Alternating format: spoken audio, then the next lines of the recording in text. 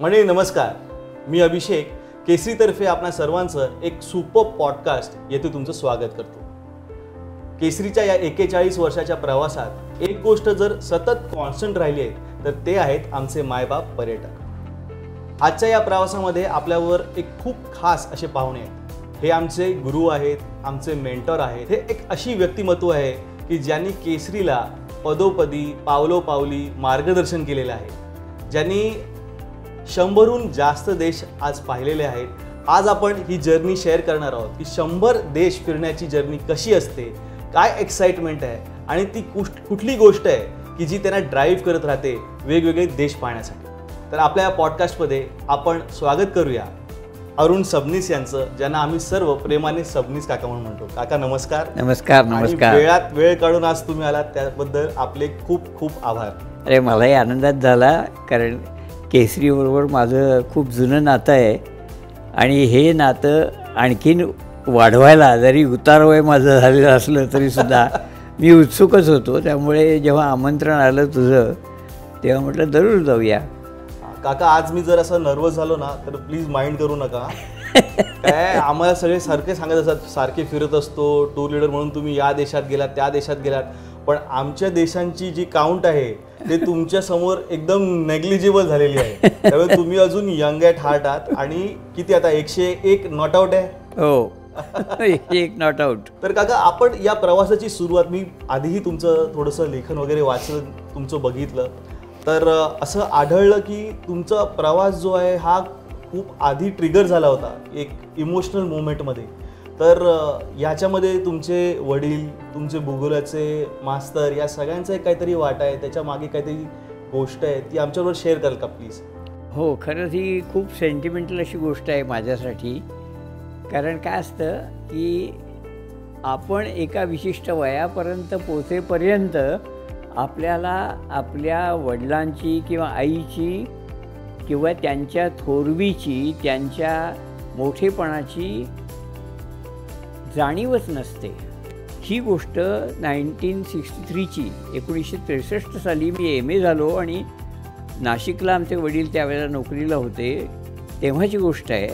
आणि त्यांचे काही नियम होते घरात वावरताना, लहान मुलांसाठी प्रत्येकासाठी याचे नियम होते. ते नियम त्यांना अजिबात मोडलेले चालायचे नाहीत. आणि ते वरकरणी तरी खूप रागीट होते, त्यामुळे त्यांना आम्ही सगळे भिवून असायचो.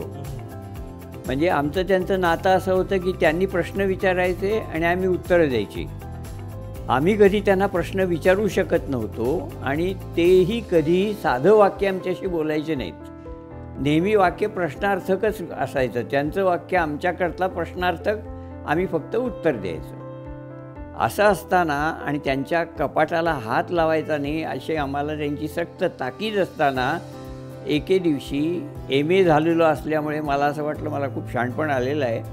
आणि त्यामुळे मी त्यांचं जे घरातलं कपाट होतं त्यात काय आहे बुवा, इतके वर्षात मी हात लावला नव्हता, आता बघूया म्हटलं काय आहे. मला काही दुसरा उद्योग नव्हता, मी सुट्टी झाली होती, MA झालेलो होतो आणि सुट्टीत गेलेलो होतो, त्यामुळे दुसरा काही उद्योग नव्हता. म्हटलं बघूया काय आहे म्हणून कपाटाचा दरवाजा उघडून बघत होतो. त्याच्यामध्ये मला हैदराबाद, कलकत्ता अशा शहरांची रंगीत पॅम्फलेट्स दिसली, प्लस एक पिक्चर पोस्टकार्डचं पुस्तक दिसलं.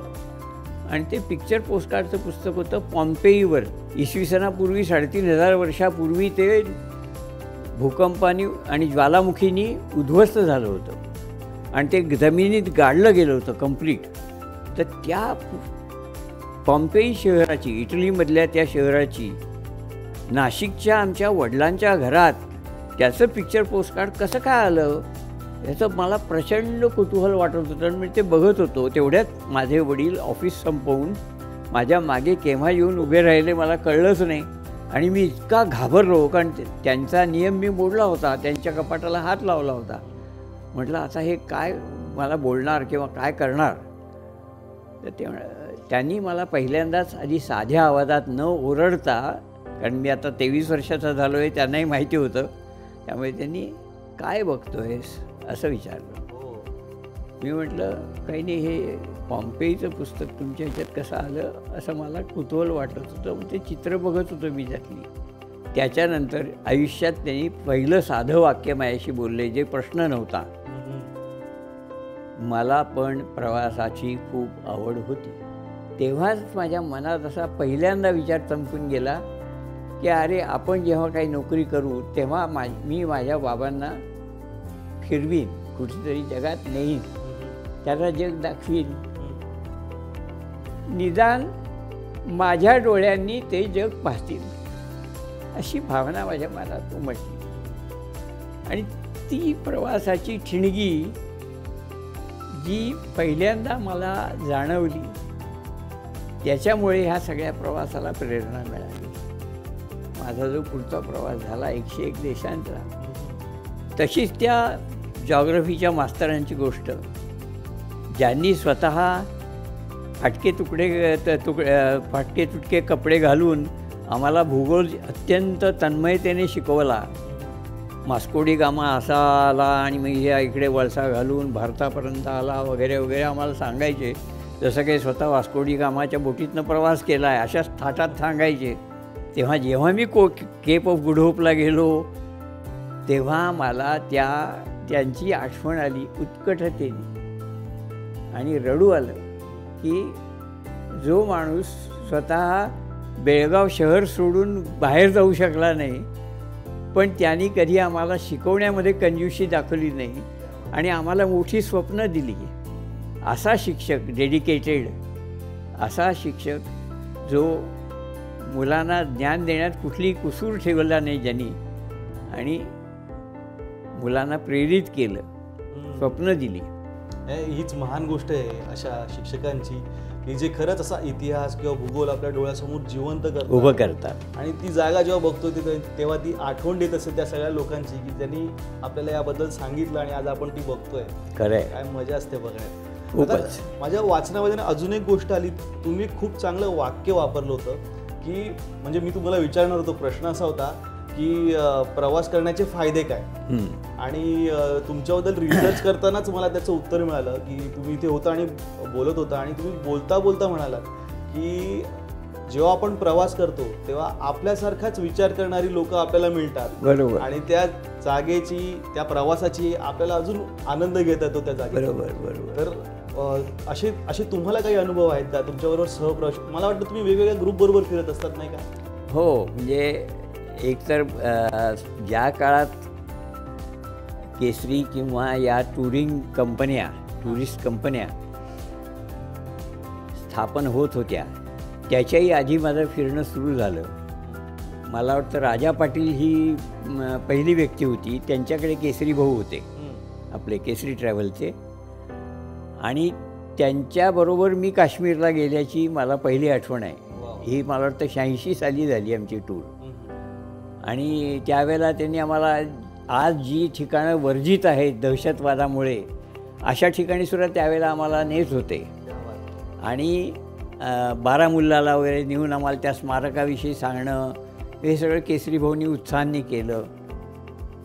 अतिशय म्हणजे उद्बोधक, आणि त्याच वेळेला म्हणजे राष्ट्रप्रेमाने ओथंबलेलं असं भाषण त्यांनी आमच्यासमोर केलं त्या बारामुल्लाच्या स्मारकापाशी.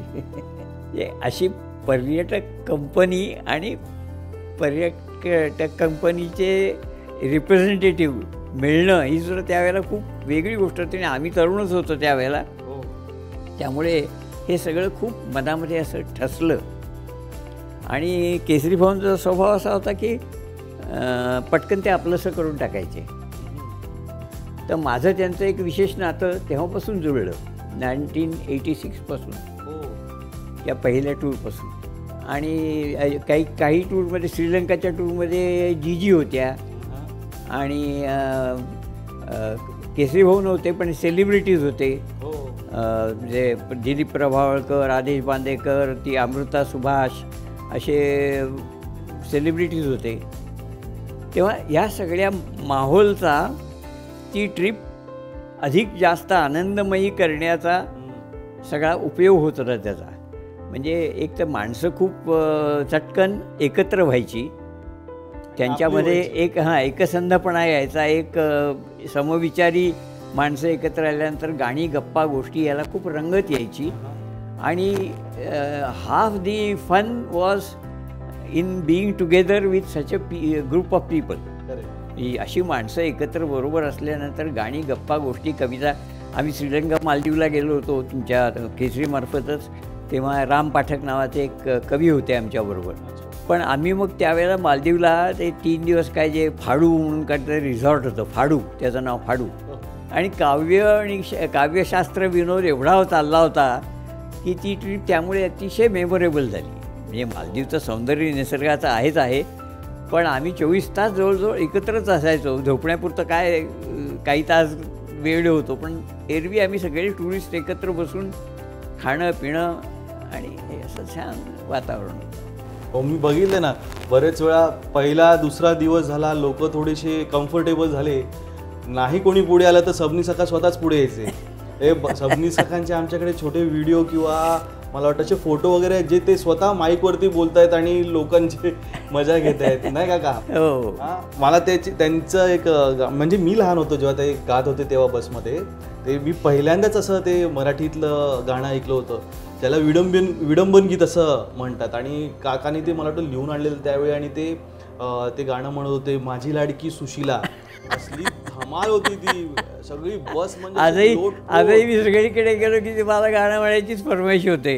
माझी रे सुशीला होऊन जाऊ द्या, सुशीला होऊन जाऊ द्या. एक नंबर आहे ते, सुपर्ब आय थिंक. त्याने एक ना असा तो टूरच्या सुरुवातीलाच एक मूड असा तयार होऊन जातो की या टूरमध्ये खूप मजा येणार आहे. पण हे सगळ्या गोष्टी एवढ्या लक्षात ठेवायला लागतात, एवढा अनुभव, एवढ्या गोष्टी. तुमचं एक खूप महत्त्वाची सवय म्हणजे लिखाण आहे. लिखाण कसं जमवलं तुम्ही एवढी वर्ष? प्राध्यापकी केलेली असल्यामुळे मी 10-12 वर्ष कॉलेजमध्ये प्राध्यापक होतो. नंतर 2 वर्ष प्राचार्य पण होतो, डोंबिवली कॉलेजचा प्राचार्य होतो. आणि या सगळ्यासाठी जेव्हा प्राध्यापक तुम्ही असता तेव्हा नोट्स काढणं हा तुमच्या रोजच्या जीवनाचा एक दैनंदिन भाग बनतो. मग कुठल्याही क्षेत्रामध्ये तुम्ही गेलात की त्या क्षेत्रात सुद्धा नोट्स काढणं हा एक भाग होऊन बसायचा. तसंच माझ्या ह्या प्रवासाच्या बाबतीत झालं. पहिल्यांदा जेव्हा मी प्रवासाला निघालो त्यावेळेला तुमचं गुगल नव्हतं, काय स्मार्टफोन नव्हता. स्मार्टफोन नसल्यामुळे कॅमेरेसुद्धा साधे आमचे.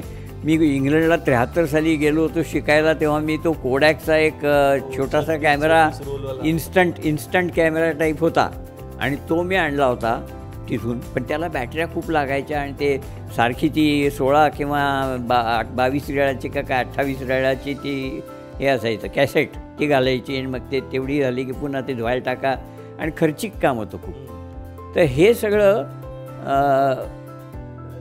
मला एन्सायक्लोपीडिया ब्रिटानिकामधून मी अगोदर, आता उद्याला मी केसरीच्या ट्रिपला जाणार आहे, तर कुठली कुठली स्थळं तुमची ती यादीमध्ये असायचं, इथं जाणार, इथं जाणार, इथं जाणार, तुमच्या त्या कागदांमध्ये असायचं. मग त्या स्थळांचा मी त्या ब्रिटानिकाचे 8 खंड मी विकत घेतले तेवढ्यासाठी, आणि त्या खंडांमध्ये ते सगळं शोधून काढायचं. ती शहरं, त्याच्यात काय काय बघण्याजोगं आहे, मग ह्यांच्या ह्याच्यात काय दाखवत आहेत ते त्याचं जास्त वर्णन लिहून काढायचं.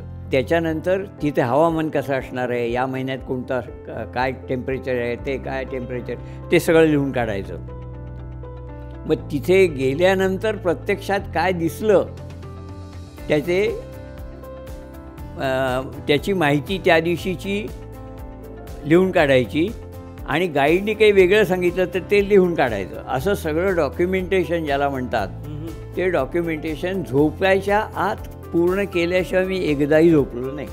काका, आता तुम्ही रोज ही जी डायरी लिहिताय, आता ही एवढ्या वर्षानुवर्ष तुम्ही सगळे नोंद करताय, मग हे सगळं एकत्र आणलंय की नाही तुम्ही कधी? आता हे अंटार्क्टिकाचं पुस्तक मी वेगळं प्रसिद्ध केलं, आईसलँडचं पण लिहून ठेवलं आहे, पण अजून ते पुस्तक म्हणून पब्लिश केलं नाही. कारण मला एका पब्लिशरने असं सांगितलं की असे 2-4 देशांचं सगळं लिहा आणि मग आपण करू. तर त्या डायरीतनं ते कन्व्हर्ट करून वेगळ्या फॉर्ममध्ये एकत्र आणणं, ह्याला जी एक मानसिक शांतता आणि हे लागतं तेवढी मिळाली की ते सगळं होणार आहे. पण सध्या तरी अजून झालेलं नाही आहे, ते प्रोसेस चालू आहे. का आम्हाला लिखाणावरती ना एक गमतीशीर किस्सा कळला आहे, खरं आहे की नाही तुम्ही सांगा. म्हणजे जसं तुम्ही लंडनला गेलेला होतात तुमच्या शिक्षणासाठी, तर तिथून तुमचं लग्न झालं होतं तेव्हा मला वाटतं. हो. आणि तिथून तुम्ही टेलिग्रॅम पाठवायचा इकडे असं? नाही, टेलिग्रामने पाठवायचो. त्यावेळेला लँडलाईनच होती फक्त फोन ना. हां हां. हे ते काळं डबडं असायचं ना, बरोबर. ते असायचं. माझ्या भावाकडे तो BMCमध्ये ऑफिसर होता हां हां. आणि त्याच्या घरी फोन नुकताच लागलेला होता. हम्म. मी 73-74ची गोष्ट आहे, 1973-1974. त्यावेळेला मी इंग्लंडला होतो आणि बायको इथं टीचर होती म्युन्सिपल स्कूलमध्ये आणि माझी मुलं त्यावेळेला ही 4 वर्षाची सुप्रिया होती आणि 8 महिन्याचा माझा मुलगा होता. त्यामुळे त्यांना घेऊन जाणं शक्य नव्हतं. त्याने इथेच ठेवलं होतं. तिची नोकरी चालू होती आणि माझा वाढदिवस आला त्या दरम्यान. तर बायकोला वाढदिवसानिमित्त फोन करायचा. मग 1 महिना आधी पत्र लिहायचं, कारण 1 महिना 3 आठवडे ते 1 महिना पत्र पोचायला लागायचा इंग्लंडहून इकडे मुंबईत. आणि म्हणून मग मी 1 महिना आधी तिला कळवलं की अमुक दिवशी माझा वाढदिवस आहे, तुझ्या लक्षात असेलच, त्या दिवशी मी तुला फोन करेन. 5.5 तासाचा फरक लक्षात घेऊन तिला वेळ कळवली की या वेळेला मी फोन करेन. म्हणजे तिथे इंडियामध्ये हे वाजले असताना मी फोन करेन, तू भावाच्या घरी जाऊन बस त्या काळ्या डबड्याजवळ, म्हणजे मी फोन केला की तू उचल आणि मग आपण बोलू. And that was the first occasion की त्या वेळेला मी बोलणार होतो तिच्याशी. त्या दिवशी मी फोन करायला गेलो आणि हॅलो म्हटल्यानंतर म्हणजे तिला भान सुटलं वेगळेचं आणि तिने जे सगळी बारीक सारीक डिटेल्स सांगायला सुरुवात केली. माझं बजेट होतं 5 पाऊंडात काहीतरी तो फोन कॉल संपावा, पण तिने जे लावलं लांबड आणि माझे 15 पाऊंड खर्च झाले. इकडे टिक टिक टिक टिक वाढते. तिला काय कल्पना नाही, कारण पैसे मी भरणार. तिने जवळजवळ 15 मिनटं तिचीच लावली. मला वाटलं होतं 5 मिनटात संपेल फोन, तर 15 मिनटं तीच खाल्ल्यानंतर मी काय बोलणार. मी लवकरात लवकर आटपतं घेतलं आणि मग एकदम 15 पाऊंडाचं बिल भरलं. त्यावेळेला पाऊंड महाग होता खूप. 20 आठवड्यानं वाढदिवसाची. आता पण त्या काळी असं व्हायचं का की म्हणजे असं म्हणतात आता ना, असं पिक्चर वगैरे बघितलं एखाद्या ठिकाण पिक्चरमध्ये दाखवलं, आता ते जिंदगी ना मिले दोबारा असं पिक्चर आलेला, त्यामुळे स्पेनमध्ये अचानक खूप लोंढे वाढले. इंडियन्सची लोक सगळी तिकडे जायला लागली स्पेनला. तर त्या काळी पण असं असायचं की एखादं डेस्टिनेशन असं फिल्ममध्ये वगैरे पाहिलं तर लोक त्यांचं हनीमून वगैरे. हो, माझ्या काळामध्ये मला आठवत आहे त्याप्रमाणे बरीचशी शूटिंग स्वित्झर्लंडमध्ये व्हायची. त्यामुळे मला स्वित्झर्लंडचं जबरदस्त अट्रॅक्शन निर्माण झालं होतं. त्यावेळेला बहुतेक आपल्या फिल्म्सची रोमॅन्टिक शूटिंग सगळी असायची गाण्याची वगैरे, ती स्वित्झर्लंडच्या बॅकग्राऊंडवरची असायची. आणि असे डान्सेस आणि हे सगळे जे काय असायचे हिरवगार सगळं, ते खरंच स्वित्झर्लंड तसं आहे हे पाहून अगदी म्हणजे डोळ्याचं पारणं फिटलं. आणि यातल्या कुठल्या ट्रिपवरती मिसेस सबनीस होत्या? मिसेस सबनीस बऱ्याच ठिकाणी, म्हणजे ते जवळजवळ 50 देश माझ्याबरोबर ती आली. आता हे सगळं जग बघत असताना सर्वात जास्त प्रवास करून एखाद्या डेस्टिनेशनला पोचावं लागलं असेल तर ते कुठचं डेस्टिनेशन? सगळ्यात जास्त प्रवास करून पोचणं म्हणजे अंटार्क्टिका. कारण मी गेलो तेव्हा मी इथून दुबईला गेलो. दुबईला 7 तासमध्ये वेटिंग होतं, म्हणजे 2 फ्लाईट्सच्या मध्ये 7 तासाचा हे होता. आणि मग ॲक्च्युली रिओपर्यंतच पोचायला आम्हाला 19 तास एकूण टोटल फ्लाईंग झालं. त्याच्या पुढे तिथून आम्ही साओ पावलाला गेलो आणि साओ पावलाला पोचेपर्यंत जवळपास 24 तासापेक्षा जास्त वेळ फ्लाईंगचं होऊन गेलं होता. मग दुसऱ्या दिवशी सकाळी आमची तिथून उशवायाची पुन्हा 3.5 तासाची फ्लाईट होती. म्हणजे end of the south America, उशवाया म्हणून ते गाव आहे, तिथे अंटार्क्टिकाला जायला क्रुझेस घ्यायला लागतात. मग तिथून पुढे 2.5 दिवसाचं वन वे, म्हणजे अंटार्क्टिकाला पोचायला लँड दिसायला पुन्हा 2.5 दिवस लागतात. पण अंटार्क्टिका किती सुंदर आहे, म्हणजे it is worth all this. Antarctica अप्रतिम जागा आहे.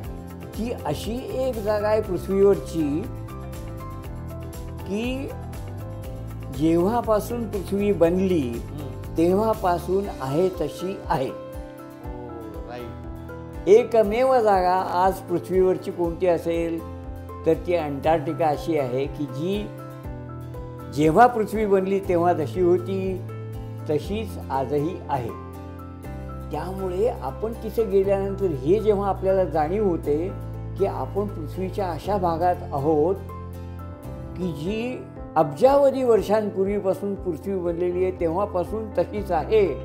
तुमच्या अंगात थरार होतो, आनंदाने रोमांच उभे राहतात की अरे आपण अशा जागी आहोत की हे पृथ्वीचं अद्भुत रूप आहे. पृथ्वी तुला वाहुनी धन्य माते, अशी रूप संपन्न तू निस्तुला, अशी कविता होती आम्हाला. तर ती जाणीव मनात झाल्यावर इतकं उदात्त वाटतं आणि तिथली शांतता इतकी घनगंभीर आहे की त्या शांततेमध्ये तुमचं ध्यान केव्हा तुम्ही डोळे मिटलेत ना की इतक्या सहजपणाने असं वाटतं की हे सगळं जे आजूबाजूला चाललेलं आहे यापासून आपण अलिप्त आहोत. अतिशय एन्नोबलिंग ज्याला म्हणतात, तुमचं सगळं मन उदात्त होतं, विशाल होतं, सगळं काही तुम्ही विसरता, सगळे जगाचे प्रॉब्लेम विसरता आणि एका अत्यंत उच्च पराकोटीच्या उच्च अशा उदात्त अवस्थेत आपण प्रवेश करतो. मनाची अत्यंत उदात्त अवस्था इथे मी अनुभवली. निको हार्बर नावाच्या एका बेटावर आम्हाला नेलं होतं. वरती गेलो, बाकी सर्व खाली ते कयाकिंगचं करत होते. मी बर्फ चढत वरती गेलो, बाजूला पेंग्विन्स होते. तिथे वरती गेल्यावर एक खांब होता. जपान 13,510 किलोमीटर, न्यूयॉर्क 27,000 अमुक इतके किलोमीटर, अशी काहीतरी पाट्या होत्या. त्या पाठीखाली बसलो. तो फोटो आहे माझ्याकडे तसला. आणि तिथे माझी समाधी लागली. समाधी म्हणजे अशी समाधी की असं वाटलं डोळे उघडूच नाहीत, काय आहे ते इथेच संपावं. अत्यंत शांत, अत्यंत पवित्र, अत्यंत उदात्त, अत्यंत विशाल आणि व्यापक अशा पृथ्वीच्या त्या भागात राहून तो दृष्टिकोन माझा इतका बदलला त्या क्षणी. तर काय आहे सगळं जग बीग काही नाही, गरज नाही, इथेच बसावं बस. जीव जायचा असेल तर इथं जावा. ही जागा काय नितांत सुंदर आहे.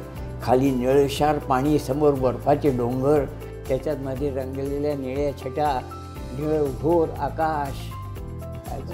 काय पाहिजे काय स्वर्गीय दृश्य.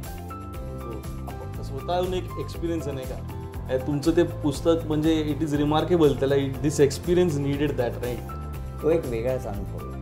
अंटार्क्टिका हा एक अत्यंत वेगळा, टुरिझमच्या क्षेत्रात अत्यंत वेगळा ज्याला अनुभव घ्यायचा आहे ना त्याने अंटार्क्टिकाला गेलंच पाहिजे. प्रवासाचा ॲडव्हान्टेज आहे, एका ठिकाणी जाऊन आलो आणि कधी डोळे बंद केले तर पटकन तिथे जाता येतं.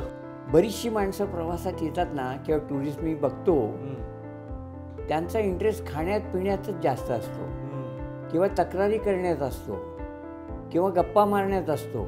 इतक्या दूर तुम्ही येता, पैसे खर्च करता आणि काहीच अनुभव न अनुभवता मग तुम्ही घरीच बसायचं होतं ना गप्पा मारत. कशाला आलात? They are paying for the company to another company. काय रे बाबा, जे टुरिस्ट लोकही वेगवेगळ्या प्रकारचे असणं स्वाभाविक आहे. पण अशी लोक असतात की ज्यांना ही तू म्हणतोस त्याप्रमाणे डोळे बंद केल्यानंतर ती जागा आठवण्यासाठी त्या जागी पाहायला जायला पाहिजे ना. जर गेलंच नाही तर काय तुम्हाला आठवणार? आता अंटार्क्टिका जाण्यापूर्वी which was the most beautiful place that you can think of? Switzerland was the most beautiful according to me as far as nature is concern. दुसरं मला आवडलं न्यूझीलंड, खूप आवडलं. नंतर तिसरं मला आवडलं नॉर्वे खूप. हां, नॉर्वेचा तो जंतूर किनारा आणि मग ट्रॉम्झो आणि तिथे अनुभव म्हणून जो घेतला तो ह्याचा नॉर्दर्न लाईट्स. तो एक वेगळाच अनुभव आहे. ज्याला अनुभवाचं वेगळेपण हवं आहे ना, जसं अंटार्क्टिका एक तुम्हाला वेगळा अनुभव देतो तसं हे नॉर्दर्न लाईट्स तुम्हाला जीवनातला एक अद्वितीय अनुभव देतात. ते तुम्हाला अशा जागी नेतात, अंधाऱ्या जागी, की जिथे शहराचा कुठलाही लाईटचा ग्लोसुद्धा वरती दिसणार नाही. कंप्लीट डार्कनेस अशा जागी नेतात. 2 वाजता अचानक एका डोंगरामागून उदबत्तीचा धूर निघावा तसा क्षितिजाच्या या टोकापासून त्या टोकापर्यंत पाहताना डोळ्यात पाणी आलं माझ्या. तर काय चमत्कार आहे विज्ञान सगळं त्याच्या मागचं आहे. की का दिसतो, कसा दिसतो, सगळं वाचलं होतं. पण तरीसुद्धा ते पाहिल्यानंतर असं वाटतं की ये कवन चित्रकार है, ये कवन चित्रकार, अशी गाणं एक होतं की ह्याच्या मागचा कोण चित्रकार आहे, इतकं अद्भुत दृश्य जगाला दाखवणारा हा चित्रकार कोण आहे, अशी एक भावना येते. आणि ते बघून आम्ही स्तिमित झालो. काही काही शब्दांचे अर्थ आपल्याला अशा प्रवासात कळतात. स्तिमित होणे, आश्चर्यचकित होणे म्हणजे काय, तो अनुभव तिथे गेल्यावर मिळतो. तुम्ही तिकडून कोणाला तरी पत्र पण लिहिलंय म्हणे. आपला बाबा क्रिसमस सांता बाबा, सांता क्लॉज, त्या सांता क्लॉजच्या त्याचं घर जे आहे सांता क्लॉज हाऊस, ते आर्टिक सर्कलच्या बरोबर पलीकडे आहे. आर्टिक सर्कल अशी एक रेषा तिथे मारलेली आहे आणि पलीकडे सांता क्लॉजचं घर आहे.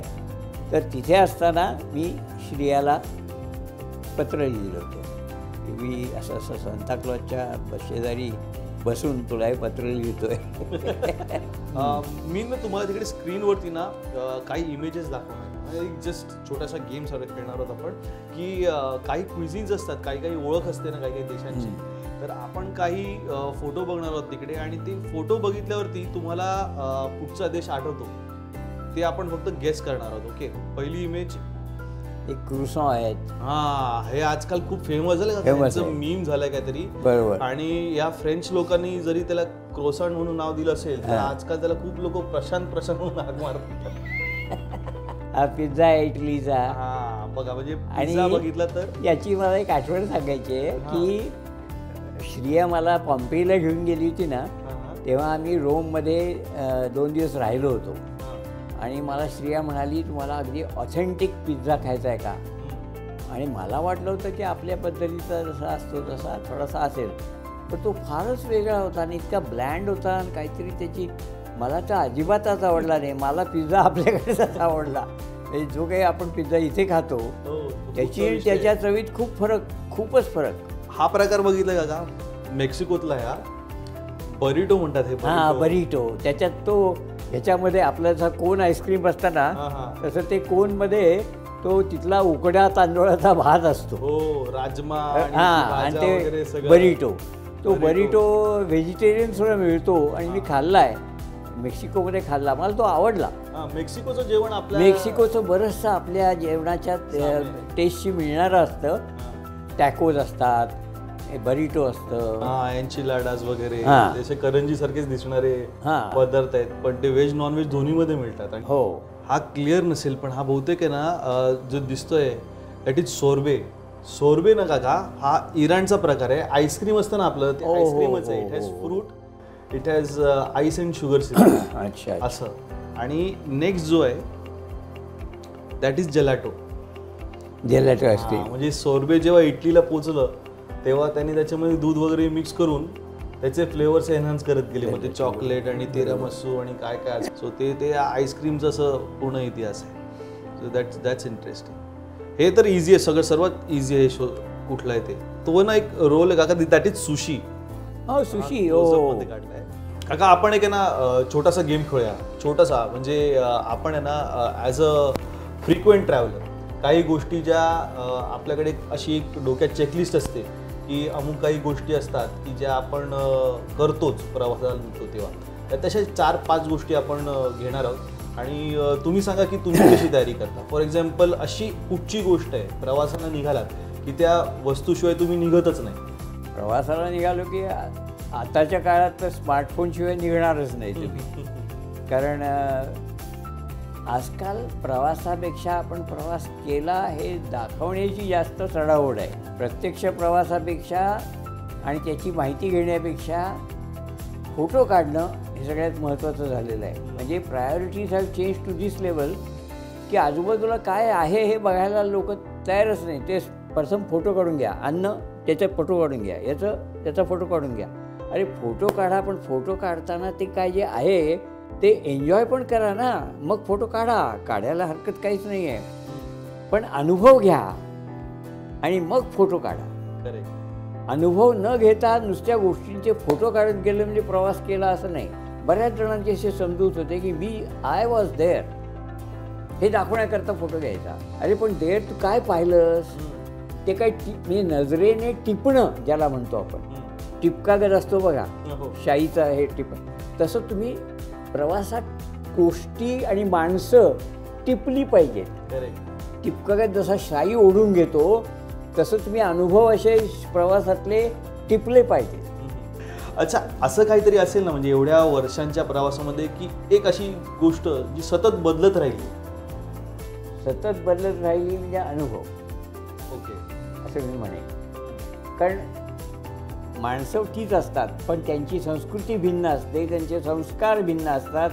त्यामुळे त्याच प्रसंगाला ती माणसं वेगळ्या पद्धतीने रिॲक्ट करू शकतात आणि हे बघणं फार इंटरेस्टिंग असतं. रशियात मी गेलो तेव्हा आमची बस थांबली कस्टमला. मी हेल्सिंकीवरनं क्रूज घेऊन रशियात शिरलो होतो आणि तिथे आज एंट्री पॉईंटला कस्टम होतं. आमच्या बॅगा वगैरे सगळ्या त्यांनी काढल्या.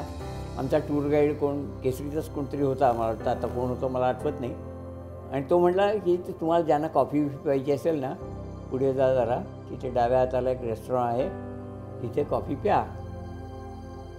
तर मला जरा चहा कॉफीची ती वेळ झालेली होती, 5:30 संध्याकाळची 4:30-5 असे झाले होते. मी एकटाच पुढे आलो. माझ्याबरोबर कोणीच मागचे आमच्या टुरिस्टपैकी आले नाही. आणि त्या रेस्टॉरंटमध्ये आलो. काउंटरच्या मागे बसली होती, ती उभी राहिली आणि तिने रशियनमध्येच विचारलं काहीतरी, टी कॉफी काहीतरी विचारलं. तर मी म्हटलं कॉफी. मग तिने बोर्डाकडे बोट दाखवलं की कॉफीला इतके पैसे. तर मी खिशात बघितलं, माझ्या लक्षातच नाही आलं की मी डॉलर्स ते एक्सचेंज करून काही रुबल्स घेतले नव्हते. रशियातले रुबल्स लागतात ना. तर मी खिशातनं काढले हे डॉलर्स आणि तिच्यासमोर असं धरलं. बरं, तिला इंग्लिश येत नव्हतं, मला रशियन येत नव्हतं. ते टाकलं डॉलर्स, नो डॉलर असं म्हणाले. मी म्हटलं खिसे असे दोन्ही मी उलटे केले. खिशात हात घातले आणि असे खिलटे दाखवले तिला, रिकामे खिसे. नो रुबल तसं मी चेहरा केला. ओनली डॉलर, नो कॉफी ती म्हणाली. मग मी असा चेहरा पाडून ओके बाहेर जायला वळलो. जरा 1-2 पावलं गेलो. हे कम हिअर. मी गेलो. कॉफी. मग तिने छानपैकी कॉफी भरली. म्हटलं माझ्याजवळ तिने डॉलर घेतले नाही, काही नाही, कॉफी कशी देते. तिने स्वतःच्या खिशातनं 2 कायदे रुबल होते ते टेलरमध्ये टाकले, त्या म्हणजे भांड्यात टाकले. माझ्या वतीने तिने स्वतः पैसे भरले. प्रामाणिकपणा आहे म्हणजे प्रामाणिकपणा. आणि माझा चेहरा पडला कॉफी नाही म्हटल्यानंतर. हे तिने पाहिल्यावर शी वॉज सो सेन्सिटिव्ह की ह्याला कॉफीची गरज आहे आणि आपण दिली नाही. शी फेल्ट गिल्टी, अपराधी वाटलं तिला. आणि तिने मला बोलवून स्वतःच्या खिशातले रुबल्स काढून त्याच्यात टाकले आणि मला कॉफी दिली. आणि इतकी सुंदर हसली की दॅट वॉज द टाईम. म्हणजे जगातलं सुंदर हसणं सगळ्यात असेल तर त्या मुलीचं असेल असं मला वाटलं. की इतका तिने, ही ती संस्कृती आहे. हे तुम्ही टिपायचं असतं परदेशात. मी म्हटलं ना की अनुभव टिपायचे. काइंडनेस कधीच विसरू शकत नाही. हां. आणि ते परदेशात अनएक्सपेक्टेड, काही ज्याला करायची गरज नाहीये ते, आणि एवढ्या प्रामाणिकपणे की दोन्ही गोष्टी सांभाळून एखाद्या मित्राने मित्राला कॉफी दिल्यासारखं तसं करा. आणि तिच्या आयुष्यात माझा संबंध तेवढ्यापुरता आला, एक कॉफीचा कपापुरता. पण तरी तो प्रसंग तिने गोड केला, साजरा केला. म्हणजे बदलत राहतात ते नेहमी अनुभव. नेक्स्ट क्वेश्चन इज, अशी कुठची गोष्ट आहे का की जी एकाऐवजी 2 असलेली बऱ्या? माझी साधारणपणे प्रवासाला जाताना अशा सवयी आहेत की काही गोष्टी मी डुप्लिकेटमध्ये ठेवतो. उदाहरणार्थ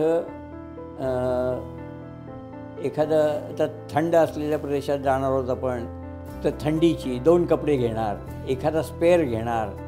तसंच लागणाऱ्या कपड्यांच्यापेक्षा थोड्या जास्त संख्येने कपडे घेतो, कारण एखाद वेळेला ऐन वेळेला आपल्याला काहीतरी चांगलं घालावं असं वाटलं, ऑकेजन असला तर आपल्याला तिथे करता यावं, साजरा करता यावा प्रसंग तो.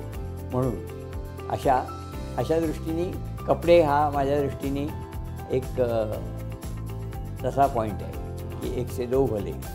किंवा तिथे ऐन वेळ गेल्यानंतर अरे मी काढलंच नव्हतं, हे कपडेच आणले नाहीत आणि आता एकदम थंडी पडली, असं होत नाही. कधी होत नाही. प्रिपेअर्ड राहायला. हा, प्रिपेअर्ड राहतो आपण. हा सेक्शन आहे. हे जे टोपे आहेत काका, हे काय कलेक्शन आहे तुमचं? हे काय आहे की जसं लोक प्रत्येक ठिकाणी जाऊन काहीतरी एक सुवनीर आणतात, प्रवासाची आठवण, तसा माझा एक छंद आहे की जिथे जातो तिथे काही जरी वेगळी टोपी दिसली त्या प्रदेशातली किंवा त्या भागातली सामान्यतः वापरली जाणारी हेडगिअर ज्याला आपण म्हणतो, डोक्यावर घालायचं काहीतरी, तर ते मी विकत घेतो. तशी ही जकार्ताहून मी आणलेली इंडोनेशियातली टोपी आहे. अच्छा, लोकल टोपी. तिथली लोकल टोपी आहे. त्याच्यावरती एम्ब्रॉयडरी असते. आणि दुसरं त्याचं महत्त्व काय आहे बघ, तू वरती टोपी काढलीस तर तुला इथे जाळी आणि इकडे जाळी दिसेल. म्हणजे डोक्याला आलेला घाम त्याच्यातनं निघून जातो किंवा त्याला एअर बघायला मिळते. हा जो प्रकार आहे हा नवीन आहे आपल्याकडे, कधी अशा प्रकारची हे नाही. ही तिथे अशी हवा जी आहे ती उष्ण दमट आहे, जशी मुंबईला असते तशी. तर दमट हवेमध्ये तुम्ही टोपी घातलीत आणि घाम आत आला तर तो घामाला बाहेर जायला किंवा वाळायला काही चान्स नाही. पण याच्यामुळे व्हेंटिलेशन राहतं. व्हेंटिलेशन राहिल्यामुळे आलेला घाम घेऊन वाळू शकतो. आणि ह्याच्यासाठी ही टोपी महत्त्वाची आहे. एकदम प्रॅक्टिकल बनवली. प्रॅक्टिकल. ही टोपी आपल्या नागालँडची आहे. Straw hat. स्ट्रॉ हॅट म्हणजे पावसामध्येही त्याचा उपयोग आहे आणि उन्हामध्येही त्याचा उपयोग आहे. आणि ती फोल्डिंग आहे पुन्हा. अच्छा, हे असं आहे, पटकन खिशात घातली की चालो निघालो. आणि हे असं करून तुम्ही डोक्यात घालू शकता. क्या बात आहे. आणि ह्या आपल्या लोकांची ही स्वतःची विणलेली हस्तकला म्हणून ही तिथली म्हणजे ह्याच्यावर उपजीविका होते कित्येक लोकांची. ती ही वारली पेंटिंग असलेली ही टोपी आहे.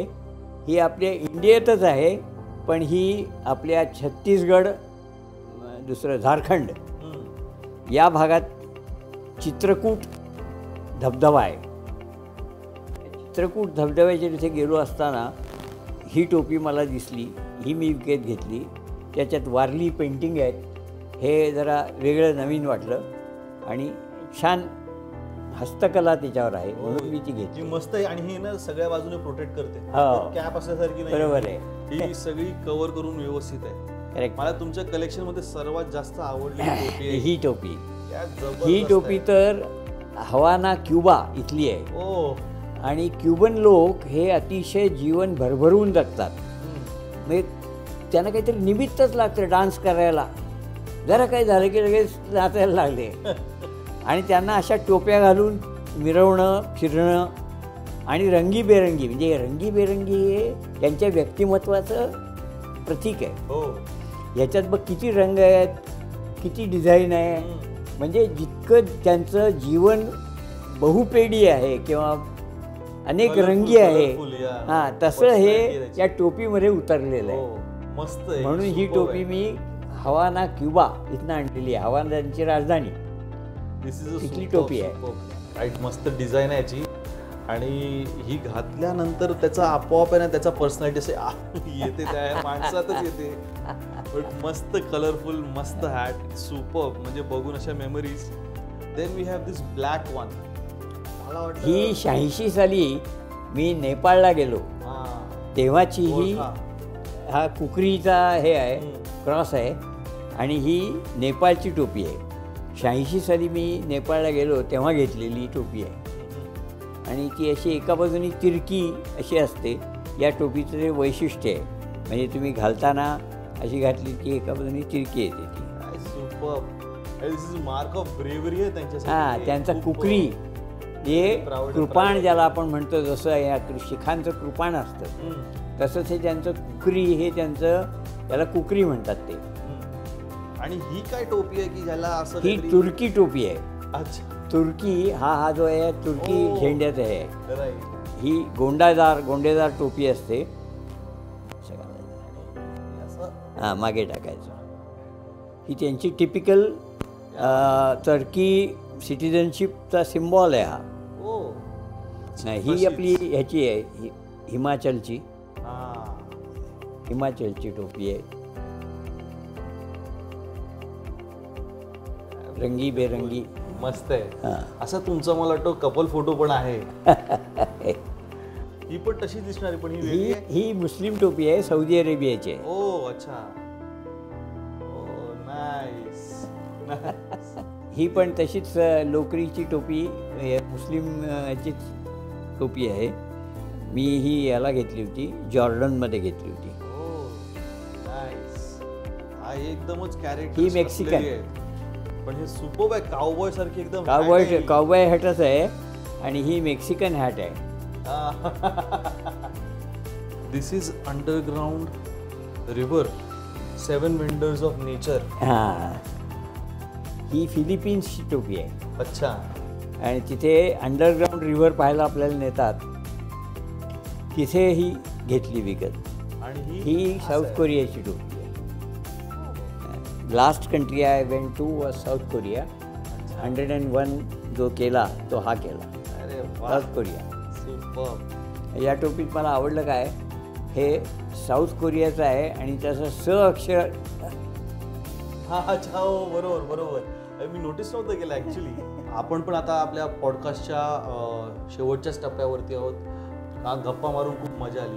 इनफॅक्ट आपण गप्पा मारतानाच प्रवासाचे काय रिवॉर्ड्स असतात याची उजळणी पण केली. खूप मस्त मस्त असे किस्से आठवले. आणि जसं जसं तुम्ही ते सगळ्या टूरची वर्णनं करत होता, असं चित्र डोळ्यासमोर निर्माण होत होतं. पुन्हा त्या जागा आठवत होत्या, काय गमती जमतीच्या गोष्टी आहेत त्या. ते केप ऑफ गुड होप आणि तुमच्या ज्या स्वतःच्या पर्सनल स्टोरीज आहेत त्याला किती रिलेट करू शकतो एखादा प्रवासी. It's really amazing. तुम्हाला हॅट्स ऑफ अँड कॉंग्रॅच्युलेशन्स 101 देश पूर्ण केल्याबद्दल. थँक्यू. पण मग आता नवीन गोल काय सेटअप केलं का? नवीन गोल म्हणजे मला खरं शेवट करायचा होता या सगळ्या प्रवासाचा. ट्रान्स सायबेरियन रेल्वेनी प्रवास करून तो एंड मंगोलियामध्ये करायचा. मंगोलियामध्ये ते उलान उडे आणि उलान बतार ही त्यांची राजधानी उलान बतार आहे. तिथे 3-4 दिवस काढायचे आणि मग गोबीचं डेझर्ट, गोबी डेझर्ट हे एक मोठं डेझर्ट आहे, जसं सहारा वाळवंट आहे तसं. तिथे त्यांचे जे लोकल आदिवासी म्हणा किंवा असे आपल्याकडे जंगलात राहणारे लोक असतात, तसे डेझर्टमध्ये राहणारे लोक ते गेर नावाच्या कातड्याच्या तंबूमध्ये राहतात. तर त्या गेरमध्ये एखादा रात्र किंवा एखादा दिवस घालवायचा असं माझं एक टार्गेट होतं. Let's hope for the best. ती यात्रा घडू दे आणि तुमचं स्वप्न आहे ते पूर्ण होऊ दे. कसा एक्सपिरियन्स होता आम्हाला नक्की सांगा. नक्की नक्की नक्की नक्की. आणि सुपर्ब असेल आय एम शुअर. तुमच्या ट्रिप्स आणि त्या ट्रिप्सचे किस्से. हा तो चंगीज खानचाच सगळा एरिया असल्यासारखा. तिथे तो चंगीज, ज्याचं जगात सगळ्यात मोठं साम्राज्य होतं तो चंगीज खान. राईट. त्याचं साम्राज्य भारत सगळं धरून पार त्या साऊथ ईस्ट एशिया सगळा हा त्याच्या साम्राज्याचा भाग होता. आजपर्यंत तेवढं मोठं साम्राज्य जगात कुणाचंच झालं नाही. Chengiz Khan was the only one. Chengiz Khan हा त्यांचा हिरो आहे. आपल्याला जरी तो क्रूरकर्मा वाटत असला तरी त्या लोकांचा, मंगोलियन लोकांचा तो हिरो आहे. प्रचंड मोठा हिरो आहे, कारण एकेकाळी त्यांनी जगावर राज्य केलं आहे. करेक्ट. चंगीज खान जसं त्यांचा हिरो आहे तसे तुम्ही आमचे हिरो आहेत काका. Superb superb. असाच प्रवास चालत राहू द्या आणि thank you so much for your time. It was delightful. Thank you. Thank you very much.